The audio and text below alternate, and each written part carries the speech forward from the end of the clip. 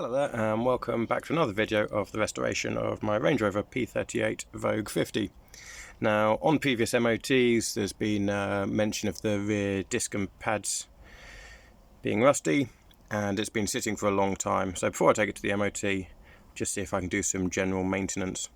Now although I'm not going to replace the discs and pads today, I will just have a tidy up and whilst I'm under the wheel arch do another few jobs as well.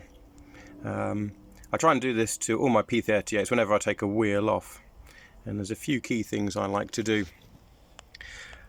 I like to set the brake calipers off and make sure the sliders are greased and make sure they move correctly. Quite often they seize and then you'll get poor wear on the brake pads or uneven wear on the brake pads.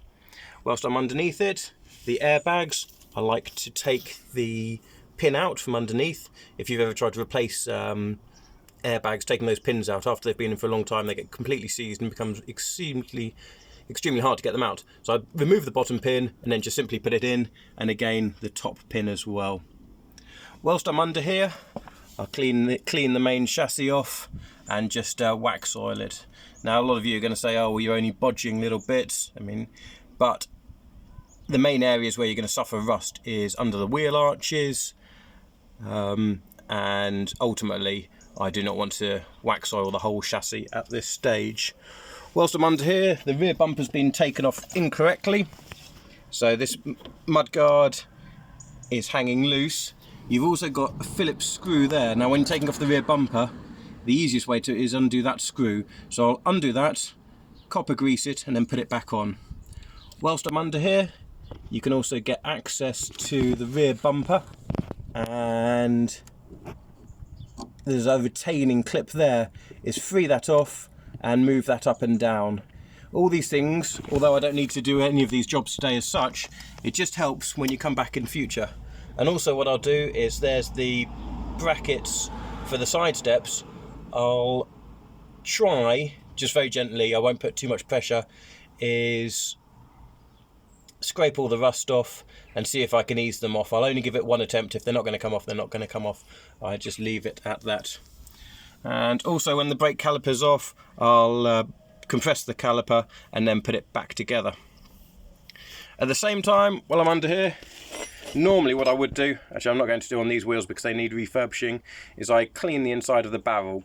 Now the reason I do that is when they come to have new tyres, so they don't put clip-on weights on the inside and outside, they can put the stick-on weights, because if you put the clip-on weights or the tap-on weights, it will scratch the alloy and then corrosion will happen over years. So it's just a few simple things I do under the wheel arches just to help the longevity of the car. None of them are perfect. You could go into a lot more depth, but at the moment we're just trying to get the car MOT'd and on the road. So just simple fixes to help along.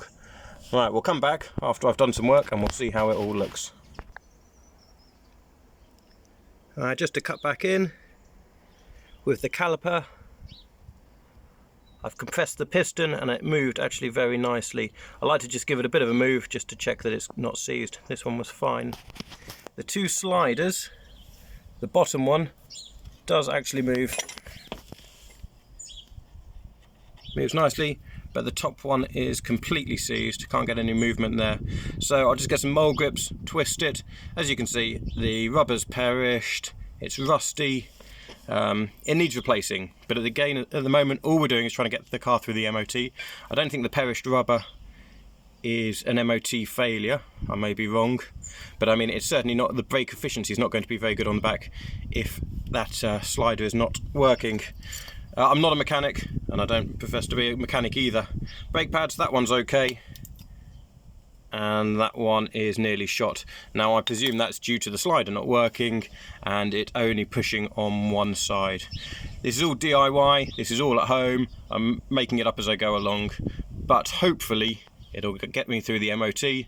And I do have a donor car coming next week, so maybe the discs and pads are better on that. They can't be worse, and I might be able to swap them over from the other car. Again, I know you're going to say, oh well, just buy new discs and pads, it's only £50 for a new set.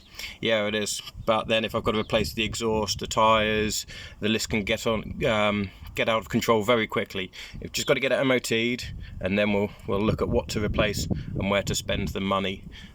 Ultimately, I need to know it's going to pass an MOT, and at this stage we just don't know. So that's how we're progressing at the moment.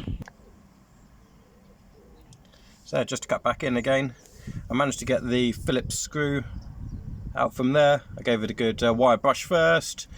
I moved the plastic forwards and backwards. That seemed to manage to break the seal, and then I managed to unscrew it. In all my years, I've actually managed to get every screw out of that hole. It's surprising what the location, but they do seem to come out as long as you're slow, patient, and take it carefully. Alright, unfortunately the circlip from the air suspension is exceptionally rusty and I just can't get it out. Luckily the airbags have been replaced. I think the car's, we said, it's done 150,000 miles. They last about 100,000 miles, and looking at the airbags, they're sort of halfway through their life. So I'm going to leave those. I just don't want to snap the pin and then be left with it. So the airbags are working and the pin is in, no problems.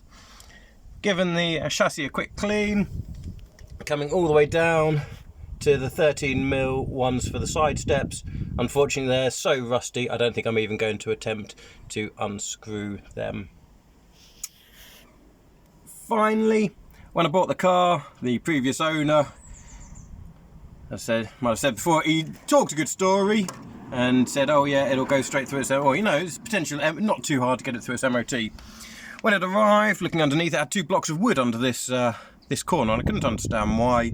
I took them out and didn't think anything of it, and then it was only when I was fiddling around I have realised that the height sensor has actually snapped. So that's why he had a block of wood on. Luckily there's only one screw underneath holding this sensor on, so the sensor should come out easily. I don't have a spare sensor, and the donor car that's coming has got springs on it, but it's very rare that you'd actually replace that sensor when you put springs on, so hopefully I'll be able to take the height sensor off the other car and put it on here. The air suspension, the pump's working, but I just want it. When I opened the valve block, again, this is another thing, there was all sorts of wiring in there. I don't know if they've tried to bypass or do something. So I've replaced the valve block and driver, and then found this problem. But I think the air suspension, well, the air suspension is obviously savable, but it's just the depth. Just very annoyed with the previous owner.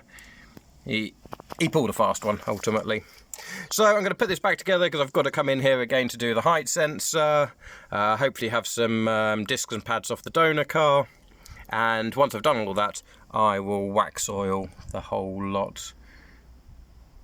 I did try and get the circlip from underneath as well. Strangely and frustratingly, the circlip has been put through from the shock absorber side going back. Now it's actually easier if you put it in from the back forwards to get them out again. So again, the bottom one's I just can't do anything with it. So there's a brief update. Unfortunately, I've done the other side actually and everything seemed to work out. I've wax oiled it and did the other side nicely, but this side is certainly worse. So I am going to have to revisit this side. Okay, thanks for watching. Next video will be next week when the donor car arrives, and I'll let you know why I've bought the donor car, the deal I got on the donor car, and why I think it's so essential to buy a donor car. Okay, hopefully see you soon. Thanks for watching. Bye.